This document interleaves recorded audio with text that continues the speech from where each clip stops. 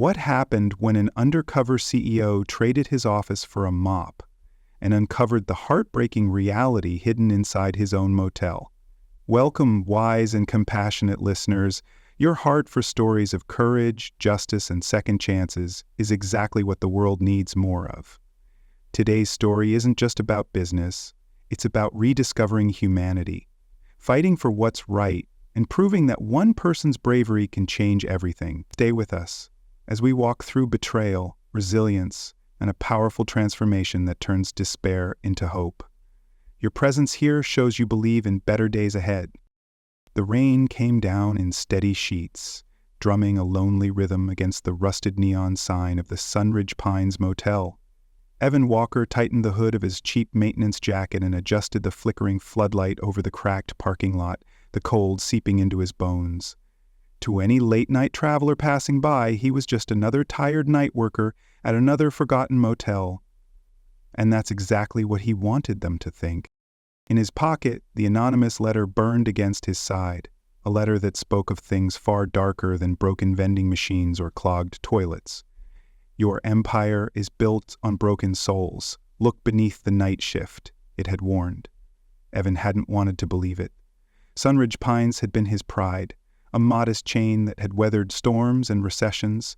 He had built it, brick by brick, a refuge for the working class, or so he thought. Now, standing under the cold rain and buzzing lights, he couldn't shake the feeling that something vital had slipped through his fingers. He thought of the USB drive that had come with the letter. Doctored payroll records, security footage with missing hours, names he didn't recognize. His hands clenched tighter around the mop handle. Somewhere beyond the flickering halls and peeling wallpaper, something was happening. Something cruel. Something hidden. Evan scanned the darkened second-floor balcony, where the rooms were mostly vacant except for a few dim yellow glows behind worn curtains. Behind one of those doors, he knew, were secrets that could ruin everything he believed he'd built. A gust of wind rattled the motel's old signage overhead. Evans set his jaw. He hadn't come this far to walk away now. It was time to stop pretending. Time to see his empire through new eyes, even if it broke his heart. 2 weeks earlier, Evan Walker would have laughed at the idea of scrubbing floors in his own motel. He had spent the last 25 years building Sunridge Pines from a single roadside stop into a respectable regional chain, proud of its reputation for treating employees like family.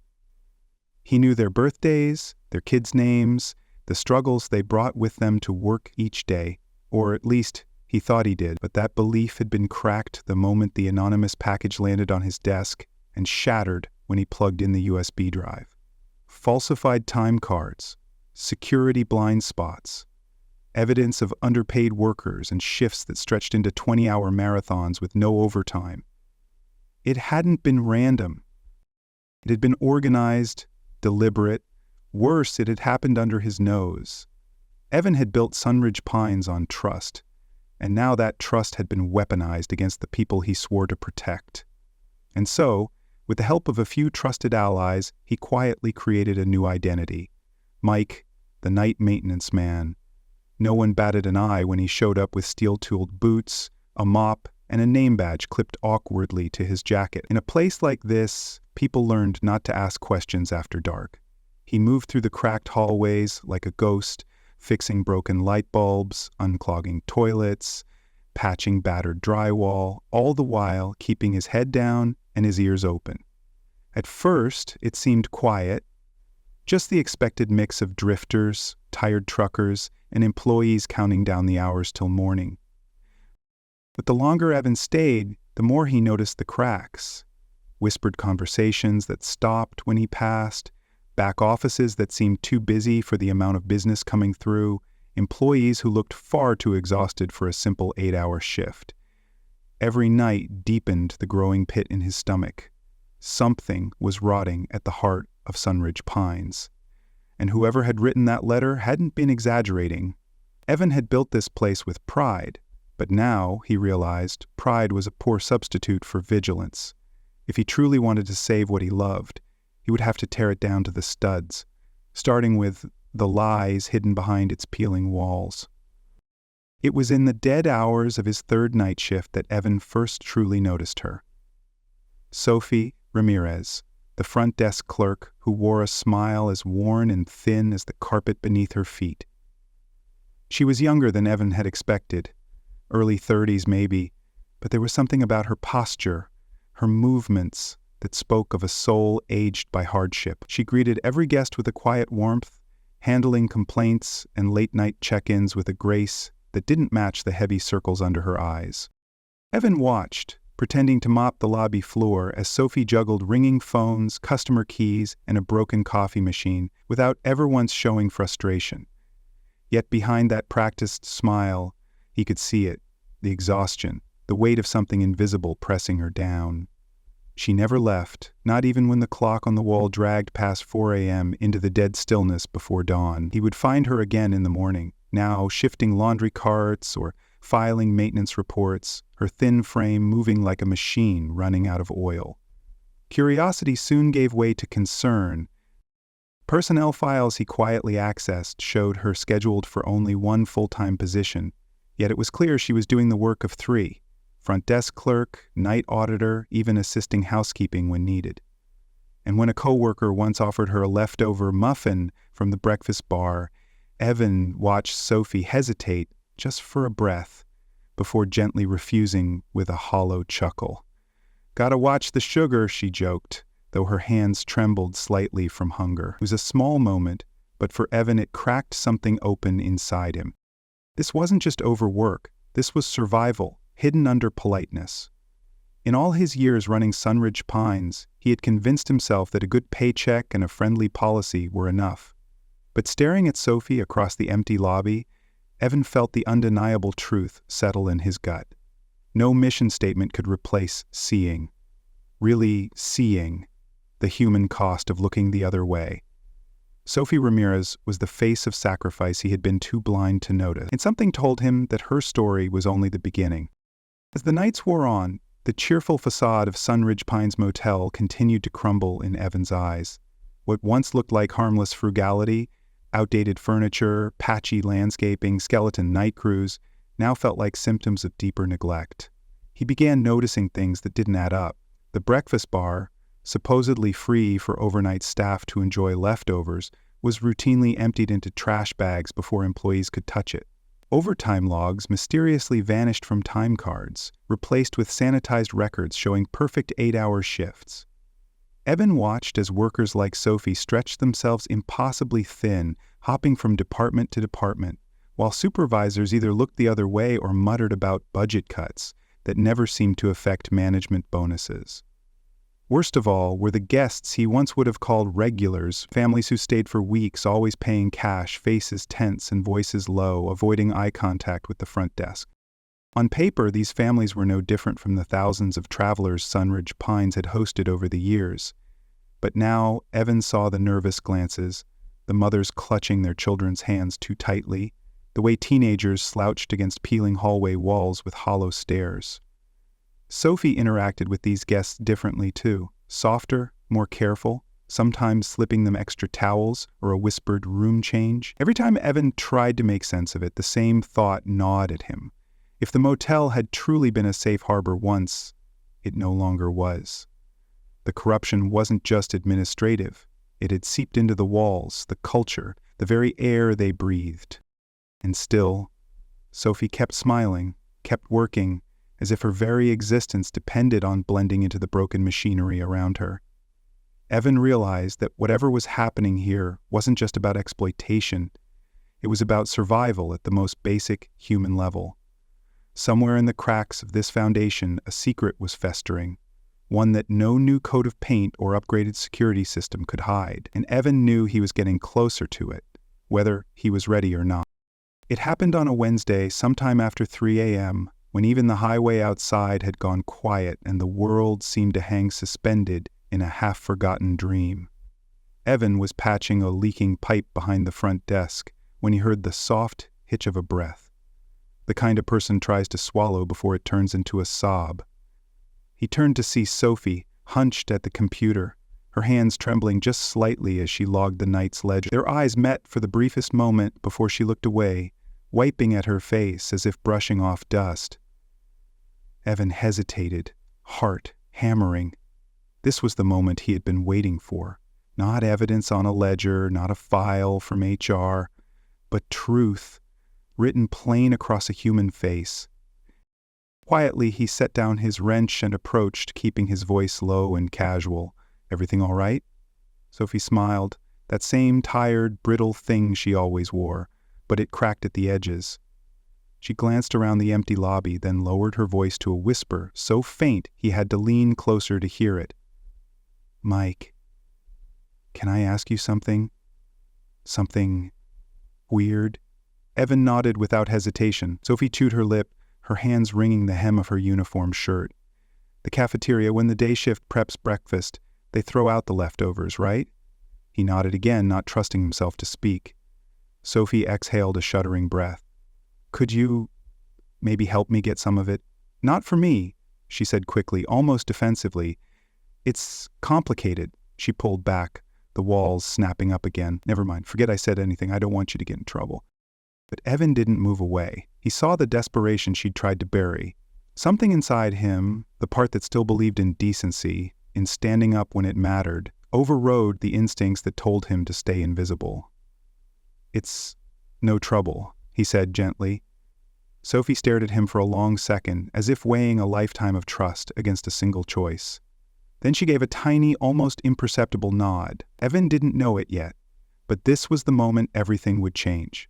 For him, for Sophie, and for the battered soul of Sunridge Pines itself. Evan followed Sophie through the narrow back corridors of the motel, his heart thudding in his chest, louder than his footsteps. She moved with the wary grace of someone who had done this 100 times before, ducking past security cameras, slipping through forgotten laundry rooms and service doors. They reached a battered storage wing, officially condemned after a storm years ago, now sealed off from public view. Sophie produced a key, not one from the front desk, but an old brass skeleton key worn thin from use, and unlocked the door. As it swung open, Evan braced himself for mildew and broken furniture. Instead, he was hit with the scent of something far more human. Warm food, detergent, crayons, hope clinging stubbornly to the air like a whispered prayer. Inside, the abandoned wing had been transformed. Gym mats and donated sleeping bags lined the walls. Fold-out tables doubled as homework stations. Handmade signs hung crookedly over corners marked library and playroom. Dozens of weary faces turned to look at them. Mothers, fathers, teenagers, toddlers, all blinking in the dim emergency lighting, clutching each other protectively. Sophie set down the salvaged food she carried with the reverence of someone delivering gold. Instantly, a few of the kids broke into tentative smiles. Evan watched, stunned, as Sophie moved among them like a quiet guardian, handing out sandwiches, kneeling to fix a little boy's shoelace, listening intently as an elderly woman whispered something in her ear. This wasn't charity. This was survival, organized, fierce, and heartbreakingly fragile. Evan's throat tightened. These people weren't just homeless or desperate. They were families who had been pushed so far to the margins they had no choice but to vanish into the cracks of his own business. Sophie wasn't just working overtime, she was holding back the flood with her bare hands. And the system he thought he had built to offer opportunity had become, without his knowledge, a machine that crushed people like her. For the first time since donning his janitor's uniform, Evan felt the full, shattering weight of what he had to do. The cracks in the foundation weren't just structural. They were human lives splintering in slow motion. And he wasn't leaving this motel until he found a way to make it right. The betrayal Evan had feared came not in the dead of night, but under the blinding glare of afternoon sun. It was the next day when Evan, still posing as Mike the janitor, lingered by the supply closet near the lobby and saw Sophie stiffen visibly at the sight of a new arrival.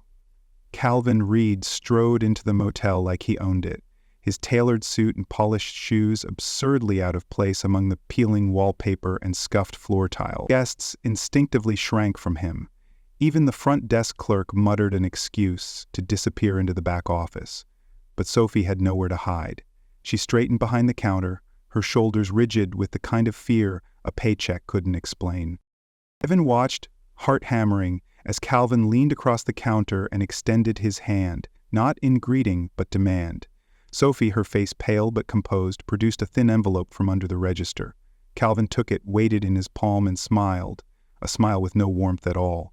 Evan caught the slight tremble in Sophie's hands as she withdrew, wrapping her arms tightly across her midsection. And then, with sickening familiarity, Calvin reached out and grabbed Sophie's wrist, the same wrist Evan had seen bruised just days earlier. He leaned in close, whispering something meant only for her. Whatever he said drained the remaining color from Sophie's face. Evan gripped the mop handle until his knuckles went white, every instinct screaming at him to intervene. But he forced himself to wait, to watch. The reality settled over him like a crushing weight. This wasn't random exploitation. This was an organized system of control. Calvin wasn't just extorting desperate workers. He was enforcing silence, using fear as currency. And somewhere higher up the food chain, someone in Evan's own leadership circle had given this man permission to operate in the shadows of Sunridge Pines. It wasn't just a few bad apples rotting the tree. The rot went all the way to the roots. As Calvin sauntered away, the envelope tucked into his jacket, Evan knew one thing with absolute clarity. Saving Sophie, and everyone like her, would require burning this whole rotten structure to the ground. That night, as the storm clouds gathered low over the crumbling motel, Evan found Sophie alone in the laundry room, folding linens with mechanical precision. The fluorescent lights flickered overhead, casting her shadow long across the tiled floor. She didn't look up when he approached, but he saw the way her shoulders tensed, as if she were bracing for another blow. Quietly, Evan set aside the mop and simply asked, "Who's he holding over you?" The linen slipped from Sophie's hands, crumpling to the floor. For a long moment she stood frozen. Then, almost imperceptibly, she began to speak, not to him exactly, but to the silence pressing in around them. Her brother Miguel, brilliant and stubborn, had been her mother's pride before cancer took her too young. Their father Carlos had worked 2 jobs to keep them afloat until a scaffolding accident left him confined to a wheelchair. Medical bills piled up like a slow avalanche, crushing the little security they had left. That's when Calvin Reed appeared, offering what seemed like salvation, an assistance loan to cover medical costs, bundled with a promise. No interest if they kept up with payments. Sophie's voice cracked. Hidden in the fine print were terms that tripled the debt if she missed a single shift, refused any additional work opportunities, or sought outside help. When her father's insurance claim was denied and the motel cut his hours, Sophie did what she had to do. She signed her life away. To keep Miguel safe, to keep Carlos alive. She worked double, triple shifts. She cleaned, cooked, checked in guests, hauled laundry, anything to stay ahead of the monstrous debt that only seemed to grow larger with every payment. And now, after hiding Miguel across the country under a different name, Calvin's men had found him. The message had been clear: cooperate or lose him too. Sophie's hands shook as she wiped away angry tears. "It's not about the money anymore," she whispered. "It's about owning people. Owning me." Evan stood in stunned silence, feeling something inside him, something comfortable and complacent, finally shatter for good. He thought he understood hardship. He thought he understood sacrifice. But Sophie Ramirez lived it every day, without a safety net, without hope. Until now. Evan barely slept that night, pacing the cramped maintenance room, mind racing through everything Sophie had revealed. Every instinct told him to act, to storm into the corporate offices, demand answers, tear the whole corrupt system apart with his bare hands. But instinct was what the enemy expected. He needed a plan. The break came just before dawn, when Martin Cole, the motel's quiet, unassuming night security guard, cornered Evan by the loading docks. There was no small talk, no pleasantries, just a hard stare and a single question. "You're not really a janitor, are you?" Evan stiffened, instinctively ready to deny it, but something in Martin's tone made him hesitate. Before Evan could answer, Martin pulled out a battered leather wallet and flashed a badge. "Federal Bureau of Investigation," Evan blinked, stunned. Martin lowered his voice, glancing around. "I've been undercover here for nearly a year," he said, tracking Calvin Reed and the larger network behind him. A chill ran down Evan's spine. It wasn't just Calvin. It was bigger, a syndicate stretching across motels, warehouses, small businesses, sucking vulnerable workers into endless cycles of debt and fear. "Why tell me?" Evan asked warily. Martin's mouth twisted into a grim smile. "Because you're not part of the problem. Not yet, but you're standing in the middle of it whether you like it or not." The FBI had been gathering evidence, but every move they made risked tipping off their targets. They needed someone inside, someone with access, authority, and most importantly, the ability to make noise once the evidence was irrefutable. Evan. Martin warned that the corruption went higher than just Calvin. "You're going to find out that people you trust aren't who you think they are," he said quietly. "This motel isn't just a front. It's part of an infrastructure, one they'll burn to the ground before they let you take it from them." Evan looked back toward the lobby where Sophie, unaware of the new alliance forming just yards away, manned the front desk with her quiet, indomitable strength. For the first time in weeks, Evan felt a sliver of clarity cut through the fog of fear. He wasn't alone, and neither was she. The plan was dangerous, reckless even, but it was the only way. Sitting with Martin in the abandoned housekeeping office that night, Evan sketched out the desperate strategy. If they tried to expose Calvin and the network through normal channels, it would take months, maybe years, to cut through the layers of legal protections and corporate shields. Meanwhile, Sophie, her family, and the families hidden in the old storage wing would remain in danger. No, they needed something undeniable, something public. They would force Calvin's hand, draw him into the open, and catch him red-handed. Martin revealed that the motel's security system, corrupted and quietly rerouted months ago, actually reported back to Calvin's associates, allowing them to monitor and erase evidence in real time. But what if they flipped it? What if, instead of shutting down the cameras, they turned every lens in the building into a live feed, recording, broadcasting, archiving everything the moment it happened? "We won't just catch him," Martin said grimly. "We'll expose the entire network in one blow." The trap was simple in theory, but perilous in practice. Evan, still undercover as Mike the janitor, would pretend to panic, claiming he had stumbled across financial records and security footage tying Calvin to illegal labor practices. Word would spread fast, as they intended. Calvin, desperate to silence any threat, would demand a meeting. The bait would be Evan offering his silence in exchange for hush money, the kind of negotiation that Calvin could never resist staging on his terms. Martin's team would be standing by, ready to move the moment Calvin incriminated himself. But Evan knew the real risk wasn't just Calvin. It was the unseen hands protecting him, the people in positions of power who might sweep it all under the rug if they weren't exposed at the same time.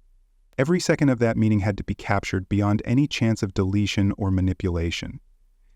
As Evan and Martin finalized the last details, Evan looked at the worn motel walls around him, at the battered lives hidden within them.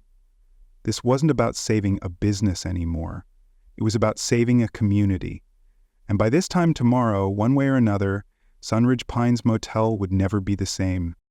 The ballroom at Sunridge Pines had once hosted wedding receptions and holiday parties. Now, under flickering fluorescent lights and the heavy silence of impending violence, it became the stage for a very different gathering. Evan sat alone at a battered table in the center of the room, a plain manila folder in front of him. The bait. Around the perimeter, hidden cameras fed a live stream to secure FBI servers and Martin's off-site team, every second captured beyond reach of Calvin's network. The clock struck noon when the doors creaked open and Calvin Reed swaggered in, flanked by two stone-faced men Evan hadn't seen before. Their presence said everything. Calvin didn't expect a conversation, he expected a silencing. Calvin approached slowly, his eyes cold and calculating. "You made a mistake, Mike," he said, tossing the fake maintenance badge Evan wore onto the table with a sneer. "You should have stayed in your lane." Evan met his gaze without flinching. "Seems like a lot of people around here are stuck in lanes they never chose." Calvin's smile was thin and dangerous. He tapped the folder with one finger. "Whatever you think you know, it's nothing compared to what you'll lose if you don't back off." Evan let the silence stretch. Somewhere beyond these walls, he knew Sophie and the families hidden in the shelter were watching too, trusting him to end this. With calm precision, he flipped the folder open, revealing not the fake records Calvin expected, but a simple USB drive blinking with a live signal. Calvin's face paled as the realization hit. The cameras, the recordings, the trap. In the next instant, Martin and a team of agents burst through the side doors, weapons drawn, badges flashing. Shouts filled the air, Calvin's men reaching for concealed weapons only to be tackled to the ground. Calvin froze, calculating whether to run or fight, and in that hesitation, it was over. As agents cuffed him, Calvin snarled at Evan, his bravado collapsing into something ugly and small. "You think you've won. You have no idea who you're messing with." Evan stood, the weight of the past months lifting from his shoulders. "I know exactly who I'm standing up for," he said quietly. And for the first time, in a long time, he wasn't standing alone. The months that followed felt like watching a battered building rise from its ruins, beam by beam, wall by wall. Sunridge Pines Motel didn't just recover, it transformed. With Calvin Reed and his enablers facing federal charges, the toxic grip that had held so many in silent bondage was finally broken. Evan returned to the motel not as an undercover janitor, but as its rightful owner, sleeves rolled up, heart fully engaged. The old storage wing, once a secret shelter hidden in fear, was renovated into the Sunridge Family Resource Center, a place where no one had to hide anymore. Fresh paint replaced peeling walls, real beds took the place of tattered mats. Laughter, once a whispered luxury, now rang openly through the halls. Sophie Ramirez stood at the heart of it all, no longer a tired clerk behind a counter, but the newly named Director of Family Services, her badge shining with pride. Under her leadership, families received access to legal aid, job placement programs, and safe housing referrals. No more whispered deals, no more debts enforced with bruises and threats. Evan worked quietly behind the scenes, establishing grants to support the center's future, making sure no corporate hand could ever control it again. Sunridge Pines itself gained a new reputation, not just as a place to rest, but a place to rebuild lives. Watching children race across the newly paved courtyard, Evan felt a pride deeper than any quarterly profit report had ever given him. This was real success, measured not in numbers, but in dignity restored. One evening, as the sun dipped low and the neon motel sign buzzed softly back to life, Sophie found Evan repairing a loose gate. "You saved us," she said simply. Evan smiled, shaking his head. "No, you saved yourselves. I just finally opened my eyes."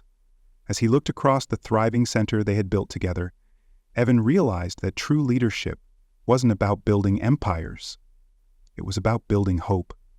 One family, one honest promise, one second chance at a time. And for the first time in too many years, he felt like a builder again. 6 months after the final arrests, Sunridge Pines no longer looked like a forgotten stopover on the highway of life. It had become a beacon. Under a crisp autumn sky, Evan Walker stood beside Sophie Ramirez at the entrance of the new Sunridge Family Resource Center, the fresh paint gleaming in the afternoon sun.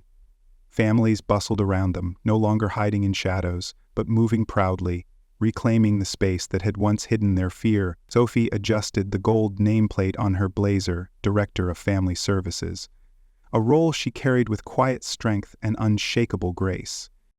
Beside her, Evan wore no title, no suit of armor built from profits or prestige. Instead, he wore something better, the knowledge that together they had built something lasting, something bigger than either of them alone. When the press arrived, asking for quotes about corporate responsibility and economic renewal, Evan simply smiled and nodded towards Sophie. "Talk to her," he said. "She's the future." Later, as twilight settled and the last families departed, Sophie turned to Evan and asked, almost shyly, "Do you think it'll last?" Evan looked around at the center, at the hope etched into every repaired brick and planted flower bed, and said without hesitation, "It'll last because it's built on truth, on people, not promises." And with that, Sunridge Pines Motel closed the book on its darkest chapter and began a new story, one written by those who had once been silenced, now speaking boldly in the light. The story of Evan Walker and Sophie Ramirez reminds us that real leadership isn't about titles, profits, or appearances. It's about stepping into the lives of those we serve, seeing their struggles firsthand, and choosing to act with courage. Sunridge Pines Motel had once been a symbol of quiet success, but it took Evan humbling himself, trading his executive suit for a janitor's mop, to uncover the truth hidden beneath the surface. True strength lies not in building empires, but in protecting the vulnerable and giving voice to the unheard. Sophie's quiet resilience showed that even in the darkest circumstances, one person's compassion can ignite a movement powerful enough to dismantle corruption and rebuild hope. In the end, saving a business was never the real victory. Saving the dignity and futures of countless families was. The lesson is simple but profound. When we open our eyes to the people around us, when we lead with heart and conviction instead of pride, we don't just change companies, we change lives. And sometimes when we dare to walk through the ruins, we find we have the chance to build something better than we ever dreamed.